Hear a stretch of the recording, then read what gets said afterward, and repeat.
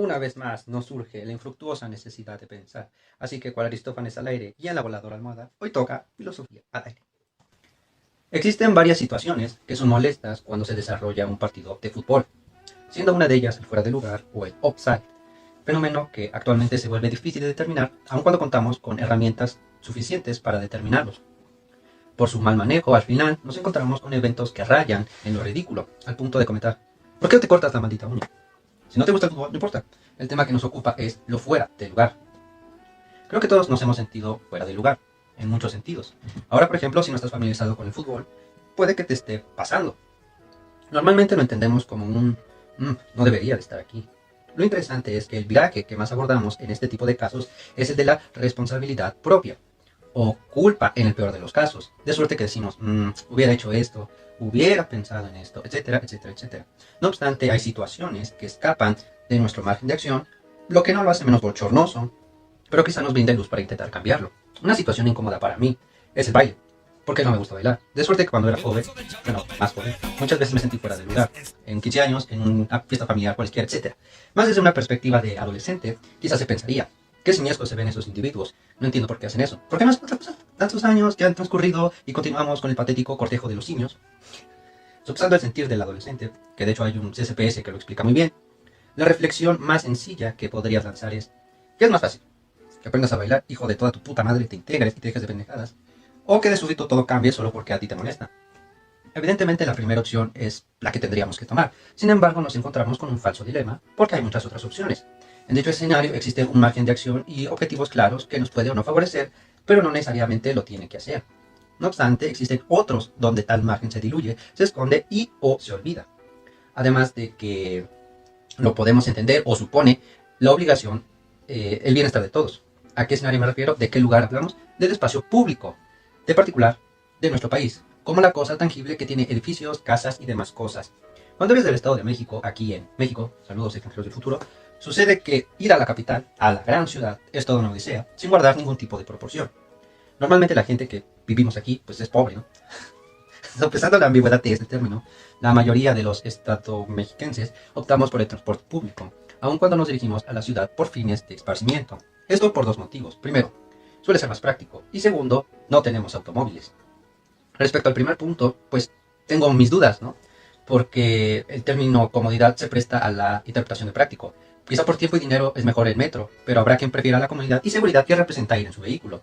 Aun con esto, la segunda es un hecho. O eso pensaba hasta que tuve la maldita necesidad de investigar en el portal de la INEGI, y aunque usted no lo crea, o tal vez sí por el insoportable tráfico que hay, tanto en la ciudad como en el estado, ambas son las entidades que mayor número de vehículos particulares poseen, con más de 5.500.000 y 6.700.000 respectivamente. Esto según datos del INEGI del 2022. Sin embargo, la diferencia es solo de 2 millones, cuando según datos también del INEGI del 2020, la cantidad de habitantes era de 16 millones para el estado y 9 para la ciudad. Entonces, cuando tú, amigo paisano, viajas a la ciudad, ¿cómo lo haces? ¿Lo haces por transporte público o en transporte particular? Deja la postura en los comentarios. Para mí es muy común el testimonio y la experiencia de los mexicanos que viajan a la ciudad por trabajo y esparcimiento en el transporte público. Pensando en ellos, me sentía un poco débil, pues para mí siempre es demasiado abrumador el hogar del citadino. Más de 40 minutos en combi es mortal, y si consideramos el tráfico aproximadamente, que será del 2018 hasta el 2024, lo máximo que siempre me había hecho son como máximo 2 a 3 horas, lo máximo 3 horas, lo mínimo 50 minutos. Una vez ahí, el metro vuelve la historia caótica, desesperante y enfadosa, aunque revestida con su particular porte de ciudadanía, que mecanizadamente nos seduce. Una vez afuera, encuentras una gigantomaquia que difícilmente no sorprende al extranjero. Sus cosmopolitas señoritas, damiselas o damas, que atareadas se dirigen a sus aburridas oficinas, te hacen pensar que el viaje valió la pena. Más ni la más hermosa indumentaria que una mujer podría portar, como el vestido y las medias, por decir algo, te permite sopesar un hecho aberrante. No me siento cómodo. Me siento fuera de lugar. Un libro de usos y costumbres no me sirve porque el malestar es causado, especialmente por los lugares. Semáforos raros, vehículos por todos lados, edificios que más bien son como murallas de castillos o de mazmorras a las que siendo extranjero, afortunada y desafortunadamente no puedes acceder. Lugares, pues no sé, más cómodos o seguros, desprenden una actitud pretenciosa. Calle tras calle, lugares inaccesibles, incluso aquellos que no deberían, como la banqueta, donde por alguna extraña razón los servidores de nuestra nación, con inquietud te miran. Los escalones de los grandes edificios que te permiten el descanso, de repente se vuelven picos por la mirada de los que atareados los abordan. Continuando el recorrido, al final llegas al punto prometido, lleno de risas, gentileza y diversión. Mas, ¿quién es quien nos brinda dicho cobijo? Los individuos. Y cierto es que son ellos los que construyen, en un sentido metafórico, fenomenológico, los espacios donde el hombre es uno con sus semejantes, pero los espacios concretos, los departamentos, los establecimientos de comida, los baños públicos, los lugares de estacionamiento, los chillantes marcos publicitarios, las bancas hechas para ser disfrutadas por 10 minutos, la gran cantidad de espacio ocupado hacia el infinito de las nubes, calles que se confunden con autopistas, carretera y ciclovía, que nos ofrecen, sino desprecio, inutilidad y el señalamiento constante de, no debería de estar aquí. ¿Quién nos comenta todo esto? ¿Quién nos brinda esta postura, esta experiencia, estos comentarios hacia la ciudad? Un joven de 19 años en su primer viaje a la ciudad. Y aunque no lo conozco tanto, creo que estaría de acuerdo en que las cosas no han cambiado tanto, e incluso no han mejorado, sino lo contrario. Todos manejamos los entornos de manera diferente, aunque la incomodidad sea la misma. Para cínicos como aquel muchacho, la ciudad se vuelve un parque de diversiones donde el juego radica en tensar las buenas costumbres urbanas que considera absurdas y vanas, por no decir clasistas y elitistas. Obviamente la ciudad es grandísima.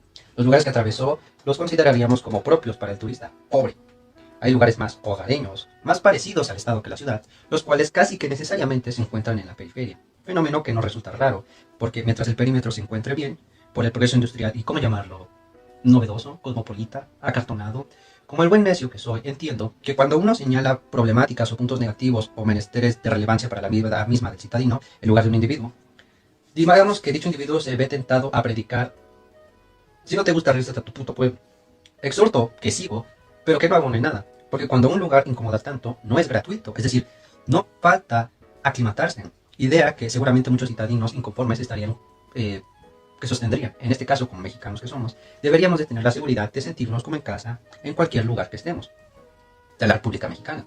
En este caso hablo de la ciudad, por ser el centro y porque nunca he ido a otra parte. Y porque es desde una perspectiva externa, expone un ostento material más impresionante. En otras palabras, es la que se ve más avanzada, más internacional, más futurista si se quiere, más como edo mexicano, puedo asegurar. Y puedo seguir el consejo del intolerante imbécil y no penetrar la gigantesca figura de la Ciudad de México, más como citadino, como aborigen del castillo que estamos abordando, como mexicano. ¿Qué hacemos si nuestro lugar es incómodo? Y aquí viene la justificación de este vuelo en la capital. Hablamos de incomodidad, no de seguridad o sanidad, problema que aqueja a nuestro estado de México. La comodidad es un problema que podríamos tildar de primer mundo, más un problema al final del día sigue siendo un problema, y que si resulta viable modificarlo, ¿por qué carajos no lo habríamos de señalar? Para después intentar hacer algo al respecto, porque como dije, es una ciudad futurista, de resolver los problemas que nos aquejan en el estado de México. Ni en pedo me gustaría que se transformara en la ciudad. Fenómeno, sin embargo, que está sucediendo, lugares que paulatinamente imitan el pago de la ciudad, lo cual es fácilmente experimentable apenas te integras a la zona metropolitana del país. En esta insignificante reflexión solo estamos considerando la estructura material, en tanto que consideramos es la que más fácil se puede cambiar, supuestamente, porque el cambio es tan...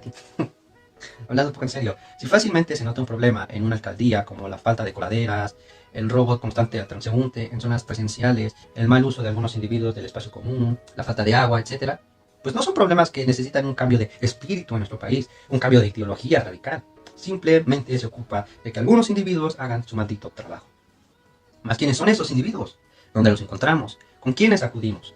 ¿A quién nos encomendamos? ¿No se supone que la obligación primordial de cualquier patria es salvaguardar a sus integrantes? ¿No se supone que la patria misma es de todos sus ciudadanos y por ello todos tienen derecho a disfrutarla? ¿O porque tengo que entregarle mucho más de la mitad de mi vida a la ciudad para tener derecho a un vil espacio que no alcanzaría para alojar la taza de baño de un gran edificio? Que todos los ciudadanos conociéramos qué hacer ante una inconformidad con el lugar en el que vivimos es lo que distingue a una gran ciudad de una que pretende serlo. O que lo es, pero solo para unos pocos. Imagínate que el día de mañana no hubiera tráfico y que no implicara un problema real para ningún ciudadano de este hermoso país llamado México. Ese día sabré que Dios existe y sabré que fue pobre. Porque ¿quién más quiere un cambio sino aquellos que realmente lo necesitan? Así que vota por mí en las siguientes elecciones. Es cierto, no sé mentir lo suficientemente bien, pero esto es solo broma, así que no me ganan. Y además, ¿quién hace las coladeras tan grandes? ¿Y para qué? Si al final no gana el Estado, sino el pinche Pachuca. No mames, ese pinche gol de Henry Martin. Pero bueno, esto último ya está muy fuera de lugar, así que si no quieren irse por la alcantarilla, regala la opinión. ¿Estás de acuerdo con lo dicho hasta aquí? los leo en los comentarios, a menos que seas visco. En ese caso, tira una barra y un marcador. Muchas gracias por su atención y nos vemos en otro capítulo de Filosofía al Aire. Smoke PhD every day. Smoke PhD every day.